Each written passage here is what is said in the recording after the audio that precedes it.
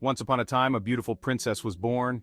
Her name was Snow White. She had skin as white as snow, lips as red as roses, and hair as black as ebony. Everyone loved Snow White. Well, almost everyone. Snow White had a stepmother who was a queen. The queen was very beautiful too, but she was also very vain. She cared only about being the fairest in the land. As Snow White blossomed into a young woman, she became even more beautiful. One day, the queen asked her mirror the usual question. But this time, the mirror gave a different answer. "My queen, you are fair, it is true, but Snow White is 1,000 times fairer than you." The queen was furious. Jealousy burned in her heart. How could anyone be fairer than her? The queen decided she could not live with Snow White being fairer than her. She had to get rid of her stepdaughter. The queen called for a huntsman. She gave him a terrible order. The queen wanted the huntsman to take Snow White into the forest. She ordered him to kill Snow White and bring back her heart as proof. The huntsman was horrified, but he had to obey the queen. The huntsman took Snow White deep into the forest. He was heartbroken. Snow White was just an innocent girl. He couldn't bring himself to hurt her. The huntsman told Snow White to run away and never come back. He promised her that he would not hurt her. Snow White was scared and alone. She ran into the darkest part of the forest.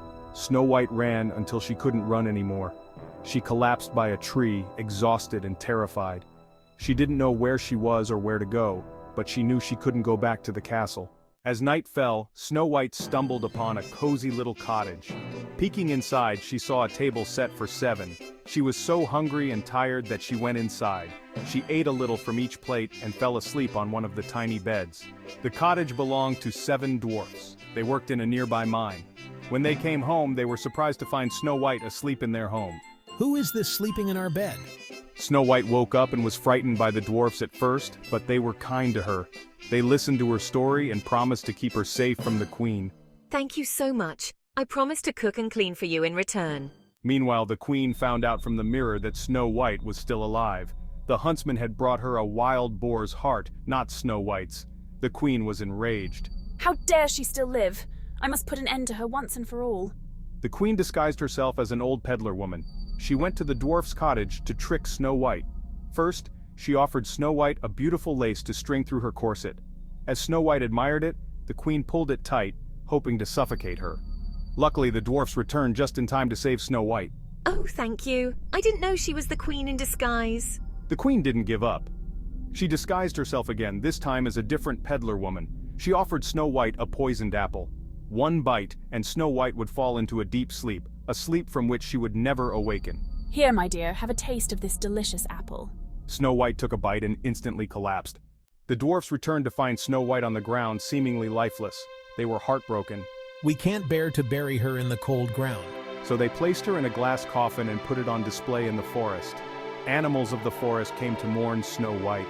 Birds sang sorrowful songs. Deer bowed their heads. Squirrels wept. Everyone missed Snow White's kindness and cheer. One day a handsome prince was riding through the forest. He saw the glass coffin and the beautiful Snow White inside. He was immediately captivated by her beauty. May I kiss her? The dwarfs were hesitant at first, but they agreed. The prince leaned down and kissed Snow White. As he did, the piece of poisoned apple dislodged from Snow White's throat. Oh, where am I? Snow White opened her eyes and smiled at the prince. She was alive. The dwarfs rejoiced. The animals danced. Snow White and the prince fell in love and were married soon after. As for the wicked queen, she was never able to harm Snow White again. Her reign of terror was over. Justice prevailed and goodness triumphed over evil.